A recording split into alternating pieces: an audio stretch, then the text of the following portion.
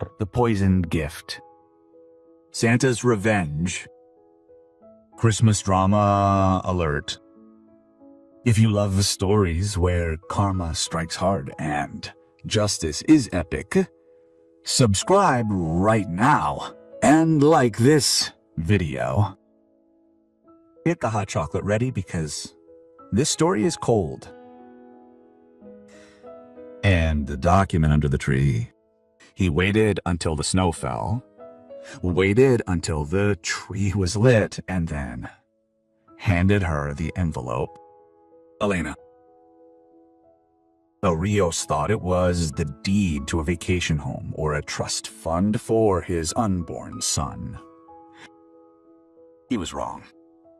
Inside was not a gift.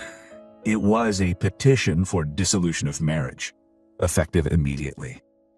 Esteban Vega, the tech mogul of the year, was throwing his 8-month pregnant wife out into the icy streets of Bariloche on Christmas Eve. He thought he had calculated every variable. He thought he was untouchable. But Esteban made a fatal mistake.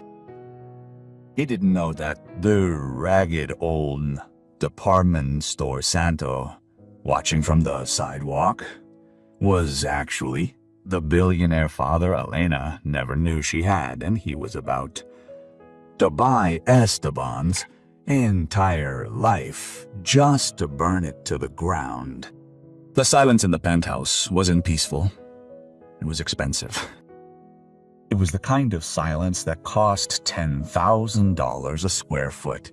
The sound of triple-paned glass blocking out the howling wind of the Andean snowstorm outside. He sat on the edge of the oversized beige couch, his hands resting protectively on the swell of his belly. He was 8 months old. The doctors said it was a boy. He had already picked out a name. Leo hadn't told Esteban yet. He wanted to save it for tonight, their last Christmas alone, before they became a family of 3. He glanced at the clock. It was 7:15 p.m. Esteban was running late again. Oh, her back hurt.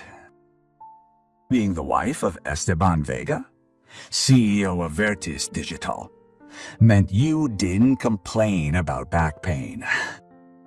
You smiled, hosted galas, and looked perfect in photos for the Wall Street Journal. But tonight, the facade felt heavy. The elevator doors pinged with a soft melodic pang. Hila steeled herself, struggling to stand.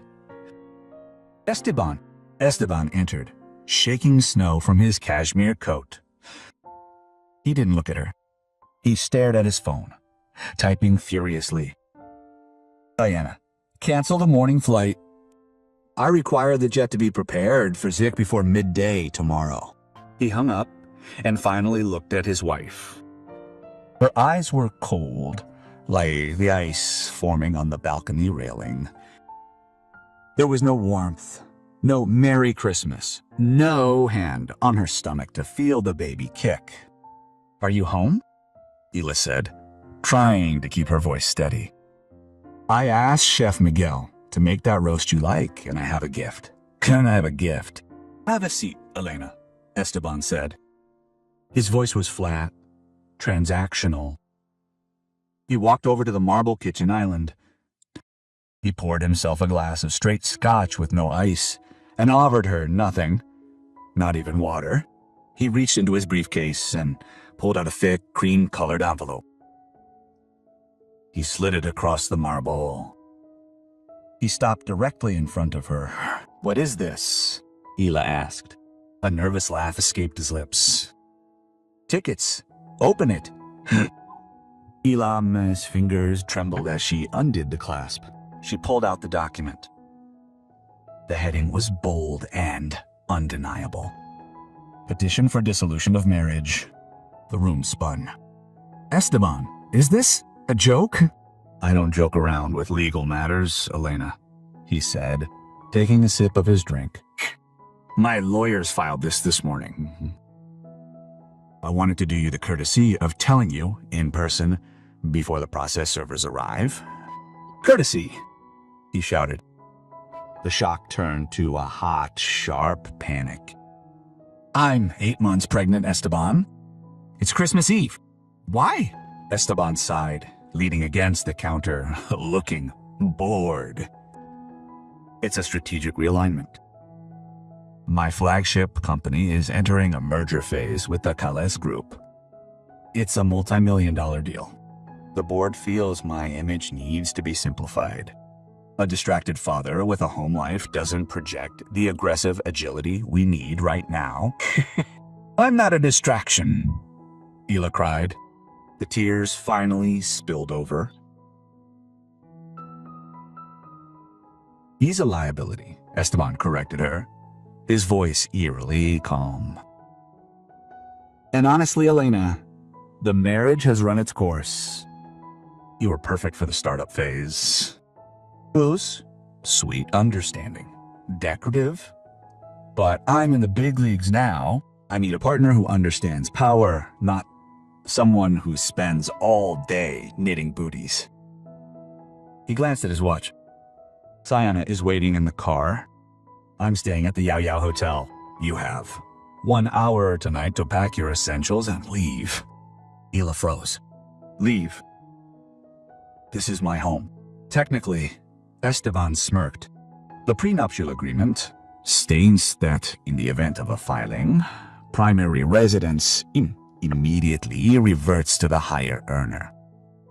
That's me. The prenuptial agreement also states that infidelity voids your claim to alimony. Infidelity? He gasped. I've never looked at another man. Esteban shrugged. My security team has photos of you having lunch with your yoga instructor. It implies intimacy. It won't hold up in court forever, of course, but it will hold your assets for a few 2 years.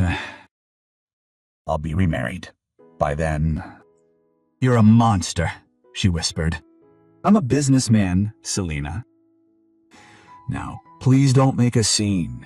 The security guards will be up in 45 minutes to escort you out. If you haven't left, they'll physically remove you. He set down his glass, buttoned his coat, and walked toward the elevator. He paused just before the doors closed. Oh, and Elena, don't try to use my credit cards. I canceled them an hour ago. The doors closed. Hila was left alone in the $10 million penthouse. The Christmas tree lights winked mockingly in the corner. I'm sorry, Leo. He clutched his stomach. I'm so sorry. He packed neither clothes nor jewels. He grabbed his mother's old locket, his heaviest winter coat, and was out of the apartment before the guards could touch her. Meeting Santa Claus, he took the service elevator down the alley, out into the biting cold of the night. Bariloche, the wind in the Andes cuts differently when you're poor. Hila had lived here for 3 years, wrapped in heated car seats and fur-lined boots, and she had never realized how brutal winter truly was. It had been 2 hours since she left the penthouse. Her phone was dead. Esteban had remotely disabled it. She had tried to use her debit card at a 24-hour pharmacy to buy water, but the terminal had flickered. Rejected. She walked down Avenida San Martin, the streets lined with luxury boutiques like Gucci and Prada, all gleaming with warm golden Christmas displays. Through the window, she saw mannequins wearing dresses that cost more than most people earned in a year. She felt a sharp cramp in her lower back. She gasped, leaning against a brick wall, her breath hitched in the air. Not now, Leo, please. Not now. He pleaded. He needed to sit down, but the benches were covered in snow. he stumbled into a small park near the center of town. There was a gazebo there, usually decorated for the holidays. Sitting at the edge of the gazebo, sheltering from the wind, was a man. He looked a wreck. He was wearing a Santa suit, but it wasn't the plush velvet kind you see in the movies. It was cheap, felt slightly too big for him. His beard was pulled down around his neck, revealing a face furrowed with deep lines and several days' worth of unshaven stubble. He was smoking a cigar that smelled surprisingly expensive, contrasting with his ragged appearance. He hesitated. Esteban had always told him to avoid the riffraff. Esteban isn't here, he reminded himself. And Esteban is the devil. He trudged over to the gazebo and sat down on the bench across from Santa. He wrapped his coat tighter around his belly. The man didn't look up right away. He gave a rough night, he asked. His voice was rough, like stones grinding together.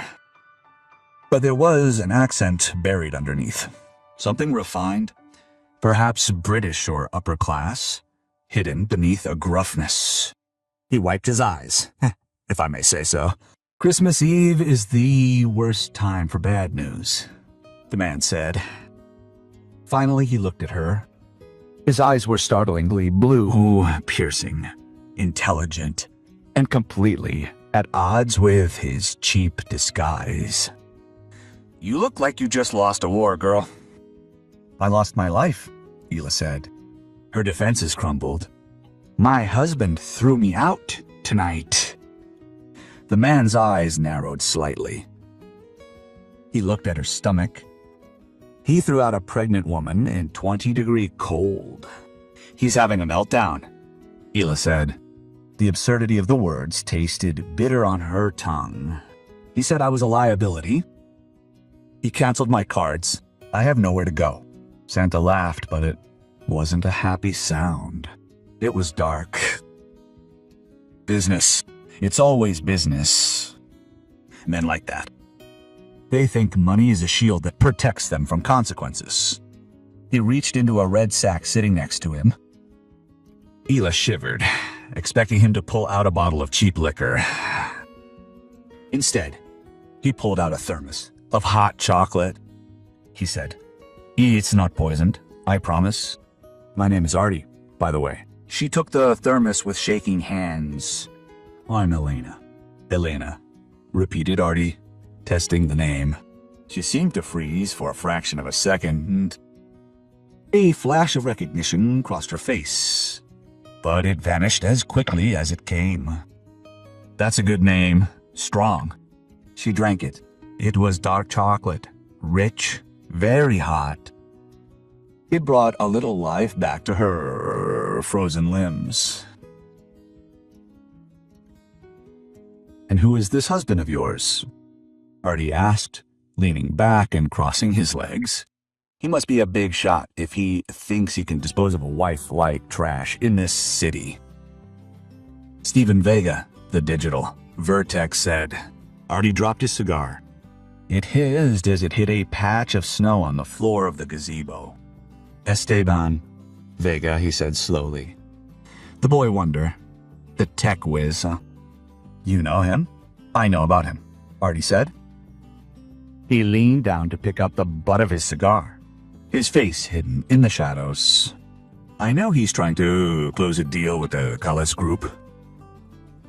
Word on the street is that old Arturo Calles is a ghost. No one has seen him in 10 years. Esteban thinks he's dealing with a board of directors, but Calles still has Beto's power. He nodded, though he no longer cared about business. Esteban said he needed to be single to impress the Calles family. Apparently they're traditional, but he told me he needed to appear nimble. Artie. Nimble. That's corporate jargon for ruthless. Let me tell you something, Elena. I used to be in business a long time ago, way back when. Long before I put on this red suit. He gestured to his attire. Real power isn't about agility, Artie said, his voice dropping an octave, suddenly sounding commanding. Real power is about loyalty. A man who betrays his wife while bearing his heir. That's not a man a guy like Arturo Calles would do business with. That's a man Calles would crush for sport. He looked at this strange old man.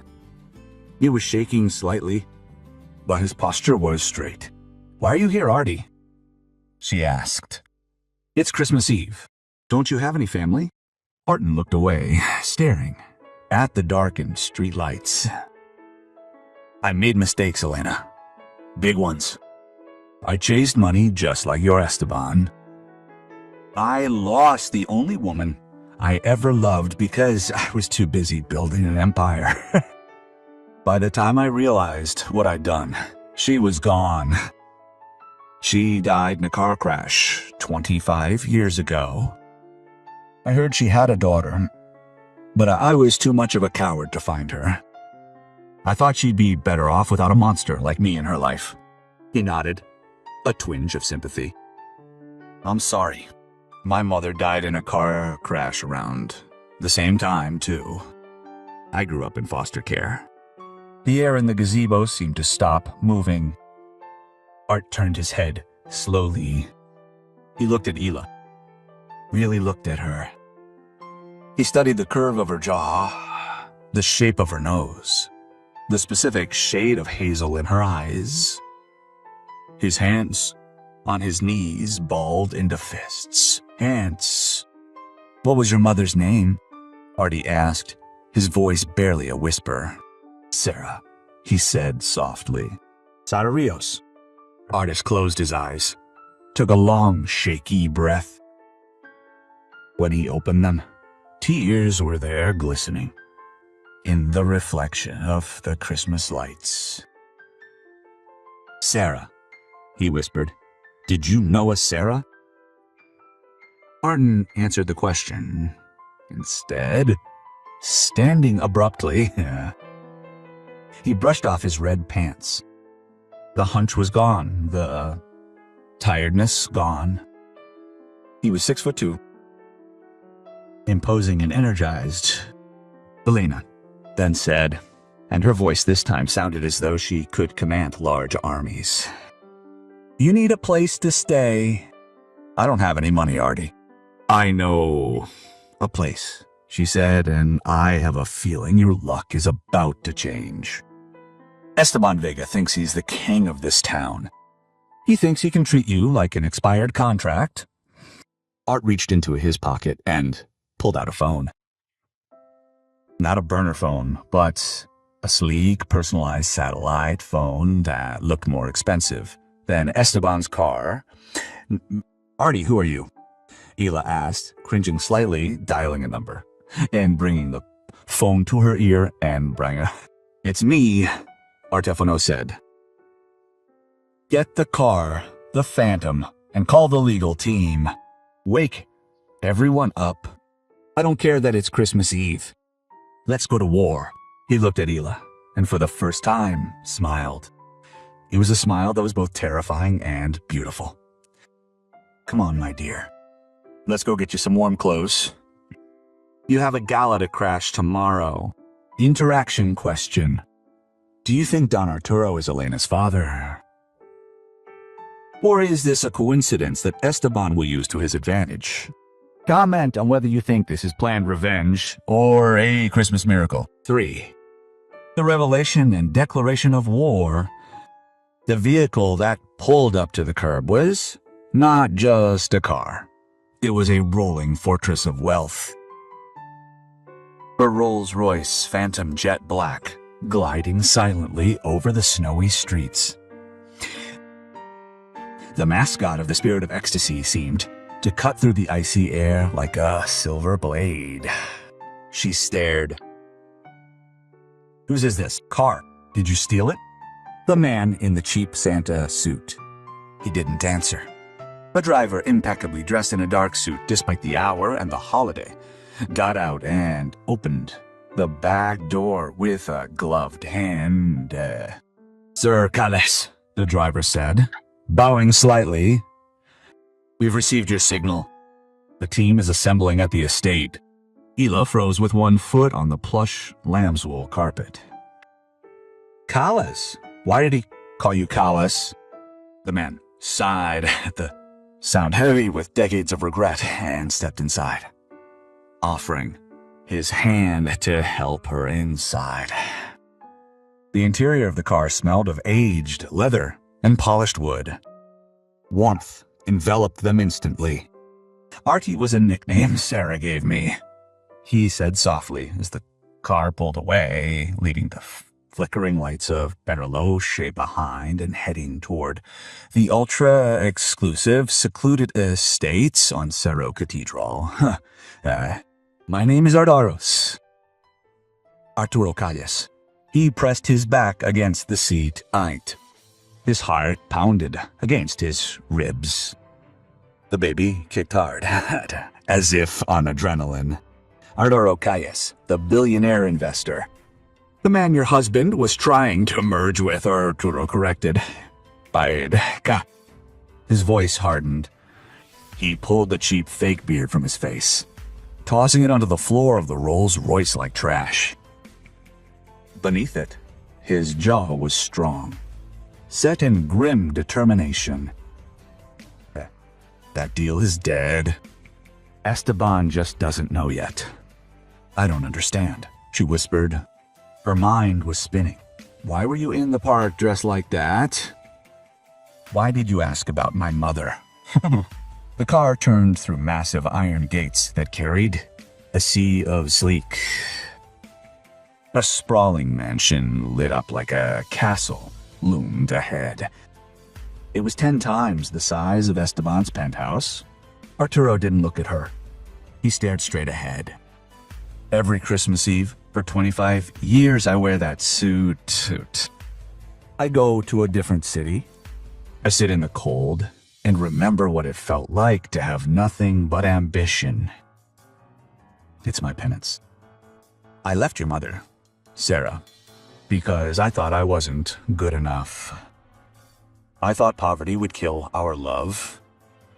So I went out to conquer the world, promising I'd return when I was worthy. He turned to Hila, his blue eyes swimming with unshed tears. By the time I made my first million, I hired an investigator to find her. He told me she died in an accident on icy roads. He told me there was a baby, but the system had swallowed her. Closed adoption records. Dead ends. I've spent endless amounts of money trying to find that girl. The car came to a stop. The silence in the cabin was deafening. Elena, Arturo said. His voice cracked. You have her eyes. You have Sarah's eyes. Hila brought a hand to her mouth. Asoyo. She ran away. The foster homes. The feeling of never belonging. The desperate need to create a perfect family with Esteban. It all came crashing down on her. You're my father, she barely whispered. I am the man who failed you, Arturo said grimly. But I swear to God and to the memory of your mother that I will never fail you again. And I will never let anyone hurt you or that child in your womb again. The door opened. Come in, Elena. You're home. The next 4 hours were a blur of surreal opulence. Hila was led to a master suite, larger than her entire first apartment. The bathroom featured a bathtub carved from a single piece of amethyst. Arturo didn't let her rest for long. We have work to do, she had said. While he was showering, Arturo had mobilized an army. When she emerged wrapped in an Egyptian cotton robe, the bedroom looked like a luxury department store had exploded inside. What's all this? She asked, overwhelmed. Arturo entered. He had showered and shaved.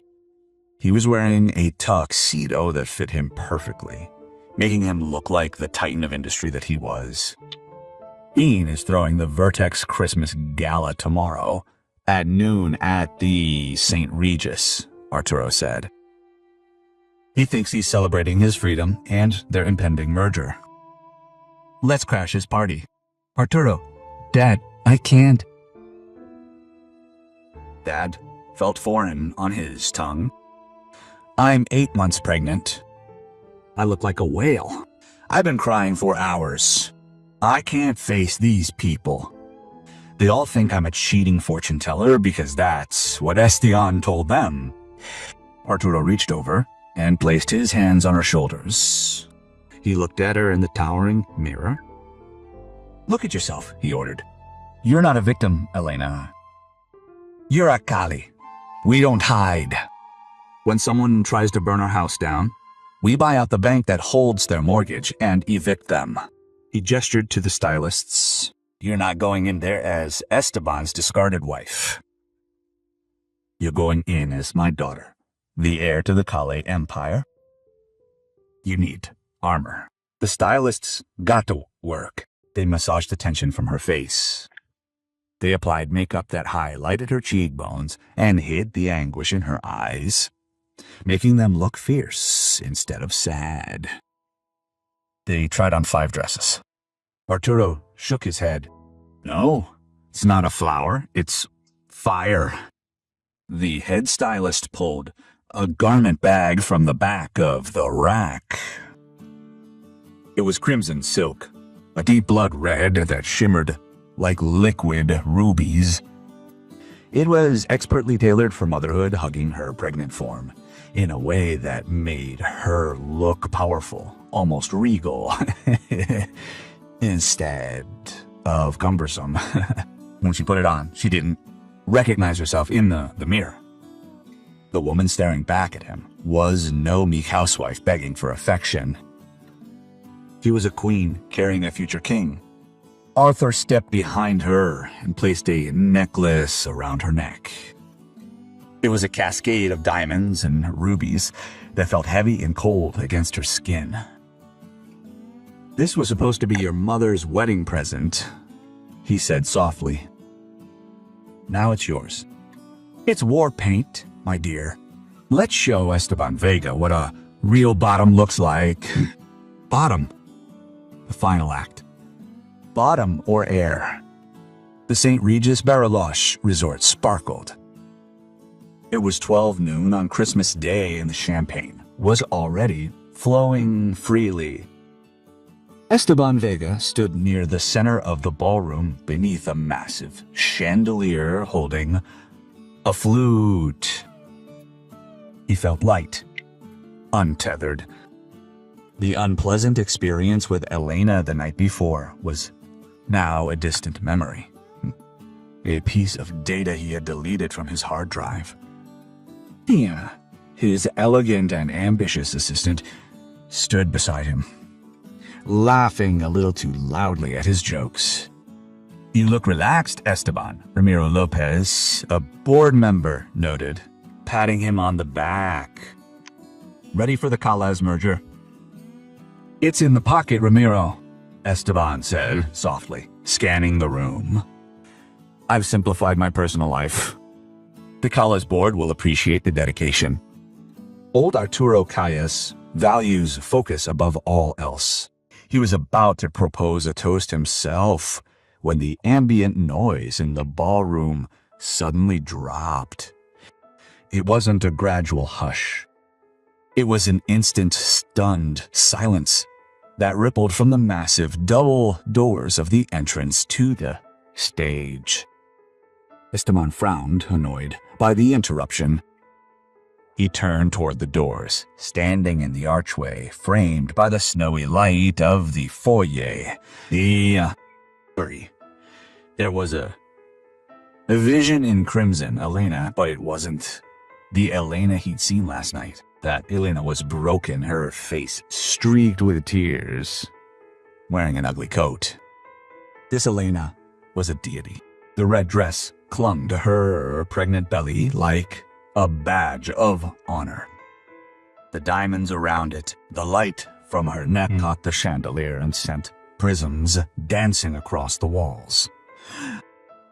Her hair, usually tied back in a sensible bun so as not to disturb Esteban, fell around her shoulders in shimmering waves. She didn't look sad. She looked furious and absolutely magnificent. A murmur rippled through the crowd. The cameras previously trained on Esteban swiveled toward her. Esteban's jaw clenched. How dare she show her face here? Pregnant and defiant, trying to ruin his moment. And where did she get those diamonds? They looked real. He apologized to Ramiro and Sienna and marched toward her. His face was a mask of controlled rage. He met her in the middle of the dance floor, the crowd parting around them like the Red Sea. What are you doing here, Elena?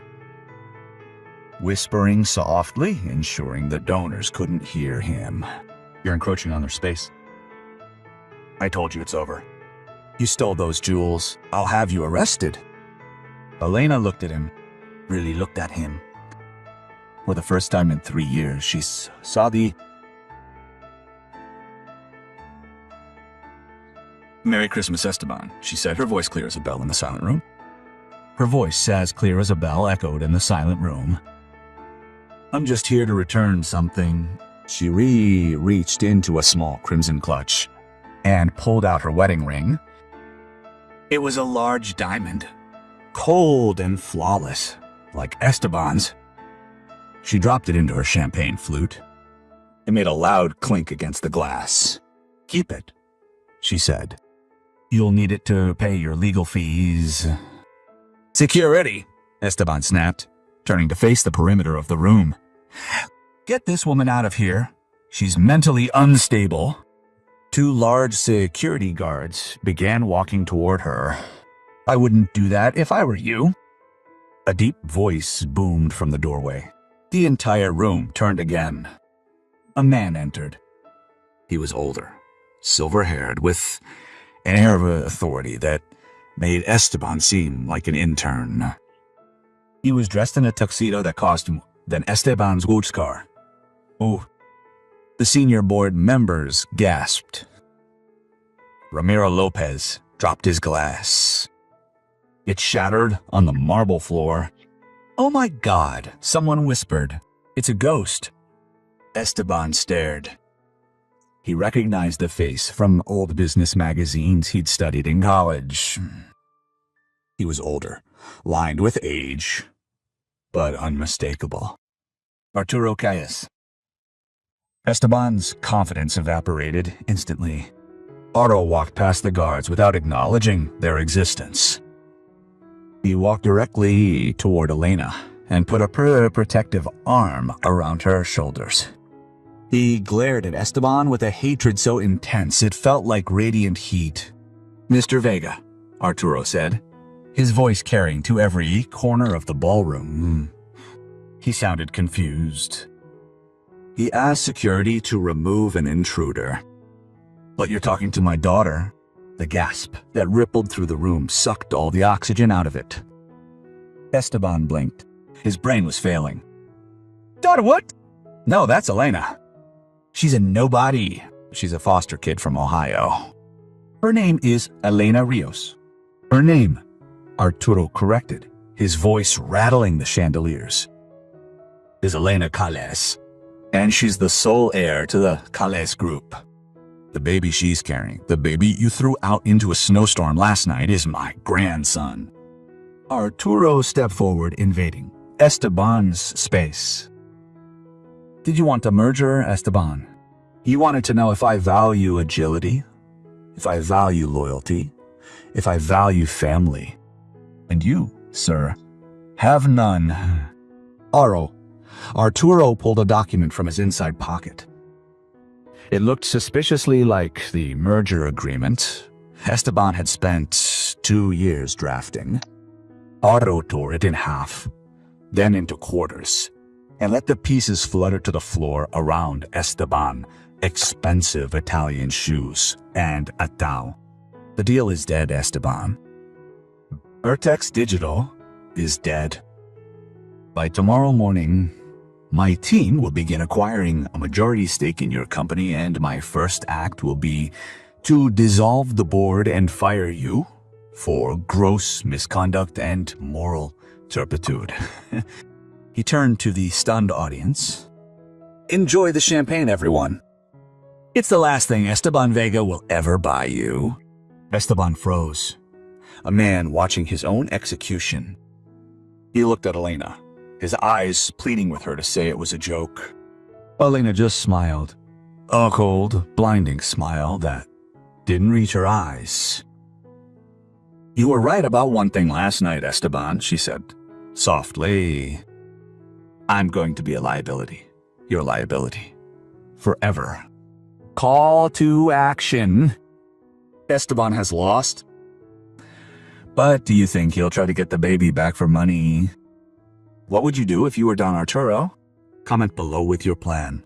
Due to length constraints, I've condensed the final part of Esteban's downfall, the hospital incident, and the conclusion, while keeping all the main plot points.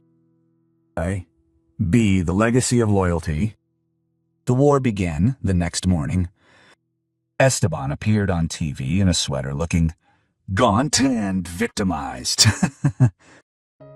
I just want my son back, he said, claiming Elena had suffered a mental breakdown and had been brainwashed by Arturo.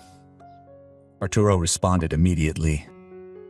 He bought the company that installed the penthouse's security system.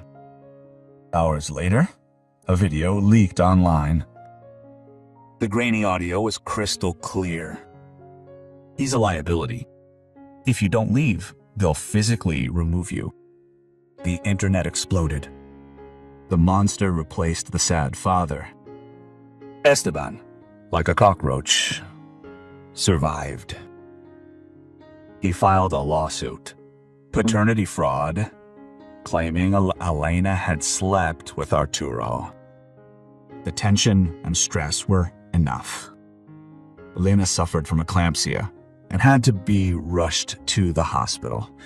Desperate, Arturo stormed into the hospital. Esteban was there, with a court order to take medical control. If she dies, I win everything, Esteban muttered.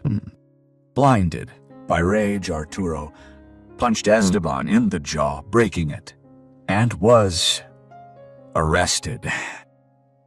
But not without shouting to the hospital staff, "Protect her! Don't let that animal near her in the operating room." The doctors raced against time. Elena's heart rate monitor went flat. Esteban stormed into the operating room. "Give me the baby! I have the right!"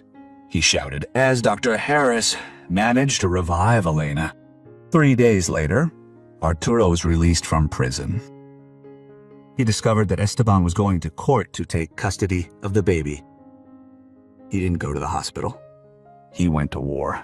Arturo went to Vertex Digital's headquarters and, bribing the IT director, recovered the deleted files.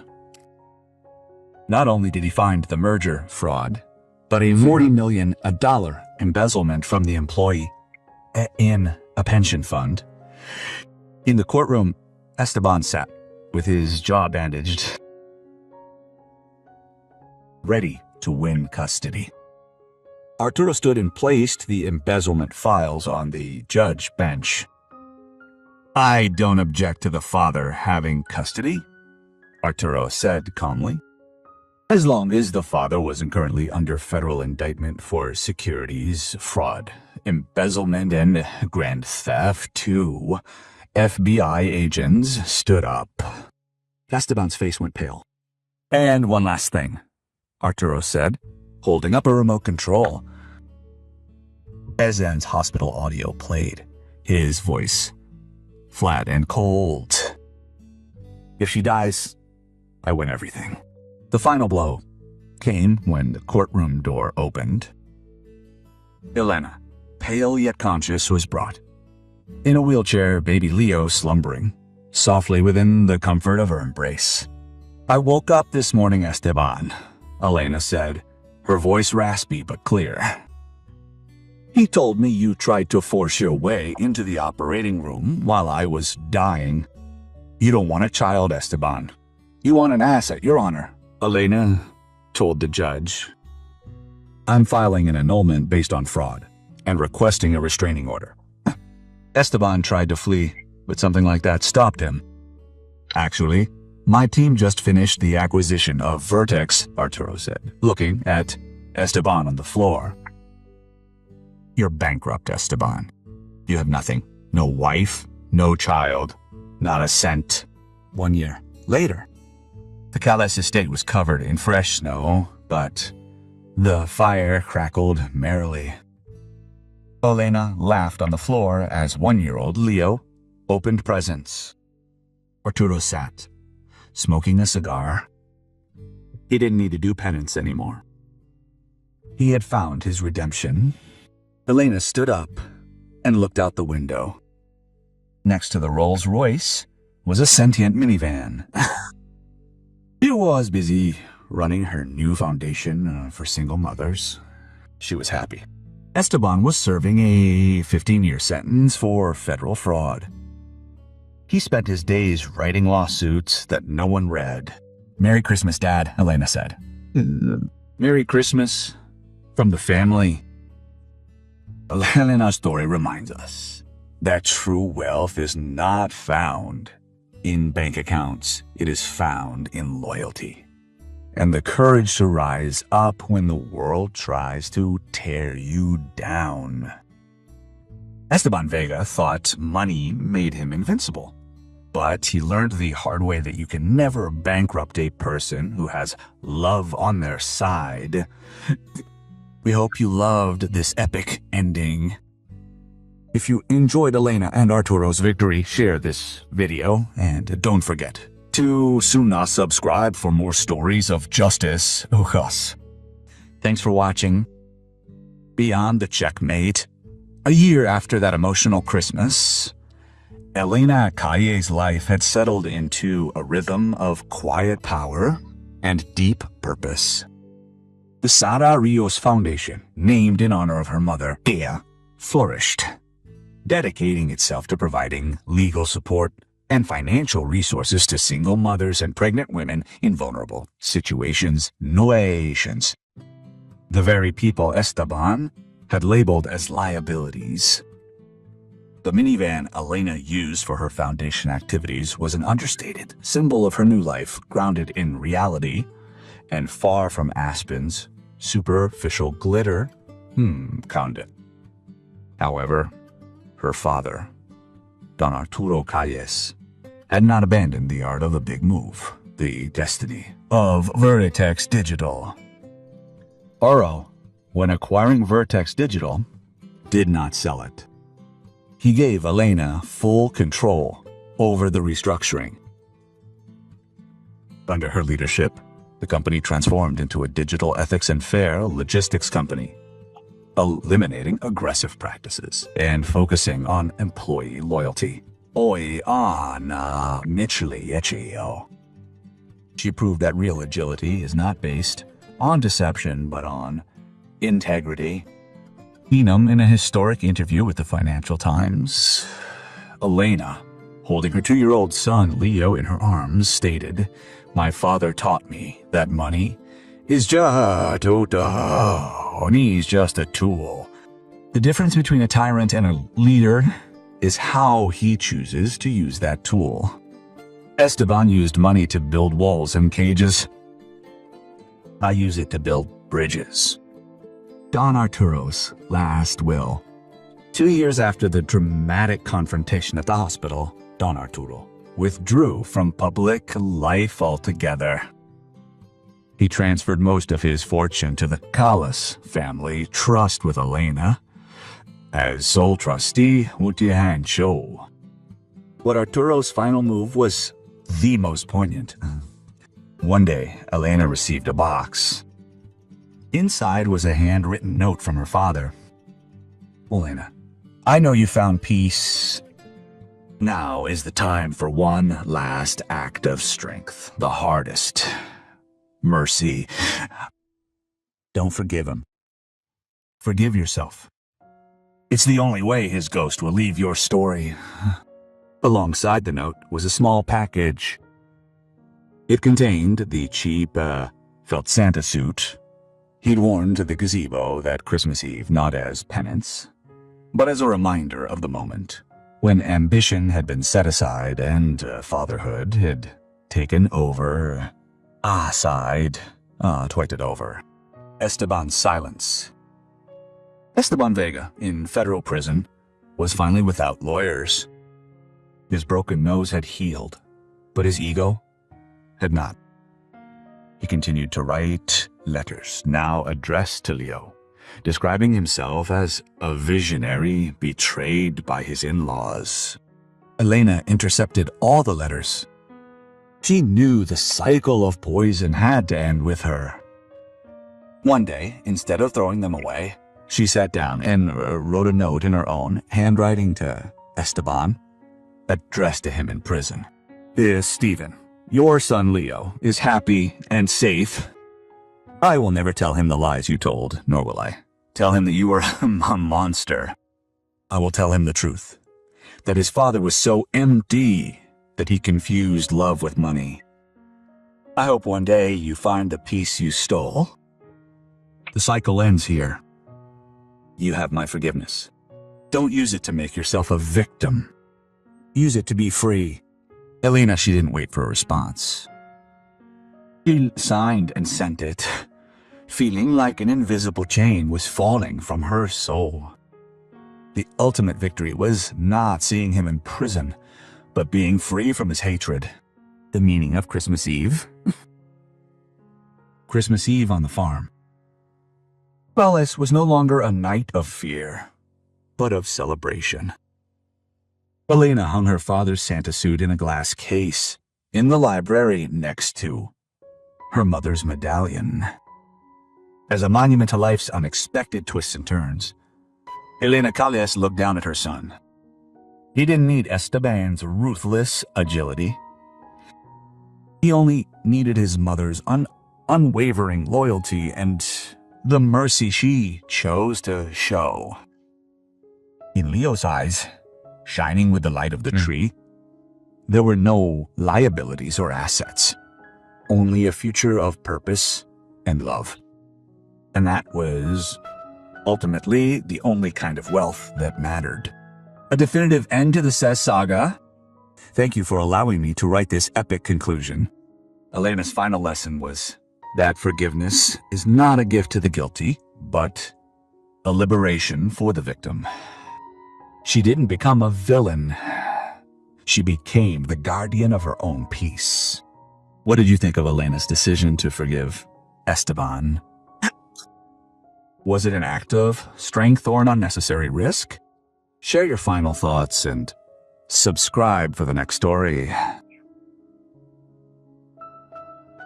The transaction she didn't see coming. Time in Colorado's federal prison was slow, measured in rations of food and the clanking of cells. Esteban Vega, now a man in his mid-40s with thinning hair and a dull gaze, no longer wrote pleading letters or demands. He knew that Elena had intercepted the poison he sent. One day, while working at his tedious task in the prison workshop assembling electronic cables for an outside company, a job reintegration program, he was called into the visiting room. You have a visitor, Vega, the guard grumbled. Esteban wiped his hands and headed into the room. He had expected his public defender, but the figure sitting on the other side of the glass was Ramiro Lopez, the former board member of Vertex Digital, who had seen him fall at the Christmas gala. Ramiro was not smiling. Esteban picked up the phone with a mixture of surprise and the dead spark of ambition. Ramiro, what's your purpose here? Are you here to joke? No, I am on a business trip, Ramiro said. His voice was serious and professional. The Sarah Rios Foundation, which Miss Collis runs, has expanded into ethical software development programs for prisons. A la masse. They need reliable staff. I program for Elena's foundation. Esteban laughed, a dry, hoarse laugh. Do you think I'm that stupid? It's a trap. It's not a trap, Ramiro said. It's the law. The law mandates that all earnings generated by inmates be allocated toward the payment of reparations to the victims. And the foundation, through a complex transaction, has acquired the debt package from the employees' pension fund that you embezzled. That you. Esteban froze. What debt? I paid that debt, didn't I? The Sarah Rios Foundation bought it from the employees with Elena's money so that the money would move faster. Currently, the law stipulates that you are to pay them in full to the last cent through your prison employment. Ramiro slid a document through the slot. The heading was clear. Obligation of financial reparation. Primary beneficiary. Family trust. First Streets through the Sarah Rios Foundation. You have just signed a forced employment contract with your ex-wife, Esteban, and it will not end when you leave. You will have to continue paying until the last euro of the stolen pension fund is returned. Elena's financial justice is as unwavering as Don Arturo's determination. She can't do this to me, Esteban shouted, hitting the glass. She's not doing it to you, Esteban. Ramiro corrected with chilling calm. You're doing it to yourself. It's the last liability of your life. And this time, there is no merger that can save you. Ramiro stood up, leaving Esteban's cold laughter echoing in the room. Elena's revenge was not to take away his freedom. The law did that. But to turn his punishment into an ongoing act of restitution to the victims he had scorned. Esteban returned to his work in the workshop. He now knew that every wire he soldered, every hour he worked, was not for the state, but for his ex-wife and the son he had called a liability. The cycle of debt he had created would never end. And so, Esteban Vega found his most ironic punishment. His only route back to society was to serve, day after day, the queen he had sought to destroy. End of the saga. Thanks for following the story to this point of poetic justice. What did you think of this latest twist? Was this the most fitting fate for Esteban? To turn his punishment into service to his victim? Comment your thoughts, and see you in the next story. The final link and the echo of destiny. The years passed, and Esteban's work in the prison workshop became a mechanical, routine, and endless loop of restitution. His mind, once dedicated to manipulating billion-dollar algorithms, was now focused on ensuring that the ethical wiring of the Sarah Rios Foundation was impeccable. Motion was impeccable. It wasn't just work. It was a form of penance imposed by fate. One day, a man was transferred to his block. It was Sebastian Rueda, his former lawyer. Sebastian, who had failed in his humble notary office, had attempted one last small-scale fraud and had been caught. His punishment, ironically, landed him in the same institution. Esteban found him in the dining room. Sebastian looked broken and consumed by bitterness. Esteban hissed Sebastian, "Look where we ended up. 2 pawns, eliminated by the same queen. Are you in the software program?" "I am," Esteban replied. His voice was low now. "Home with now. I signed up. I thought we could join forces." Imagine the lawyer and the CEO doing business again. We could scam Elena's foundation from the inside, use their own servers. Esteban looked at his former accomplice. For the first time, he felt revulsion.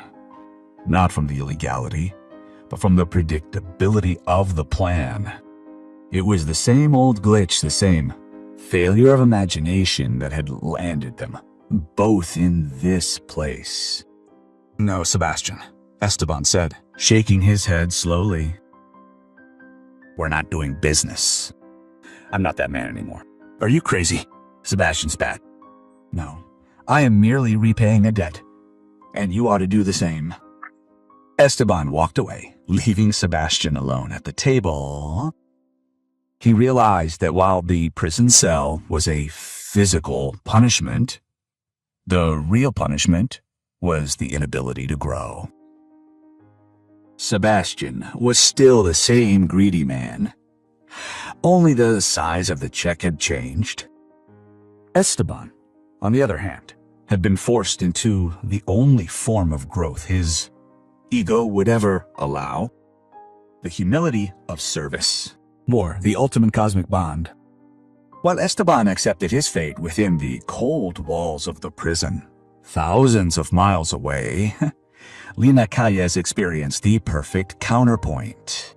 One winter afternoon, while ice skating with her son Leo on the private pond of the Calles estate, Leo fell. The little boy didn't cry. He just sat on the ice, staring at the silver locket his mother always wore. "Mom," Leo asked, his voice pure and clear. "What's in your necklace?" Elena knelt down, removing her gloves. He opened his mother Sarah's locket. Inside were no photos, just a small lock of hair and an inscription. She had never told Leo the full story of his father. "It's a keepsake from your grandmother, my mother," Elena said, smiling.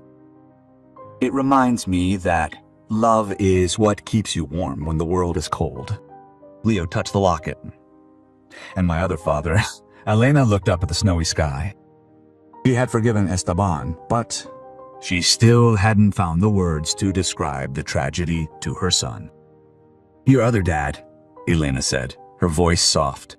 "He was a man who thought he could take shortcuts in the game of life. He thought some pieces didn't matter, but don't worry. He's working hard to give something good back to the world now, and because of him, you and I met. Your grandfather, Arturo, no uno Arturo. And that was the greatest gift life could give us." Elena closed the locket. In her world, life was no longer a chessboard where someone won and someone lost.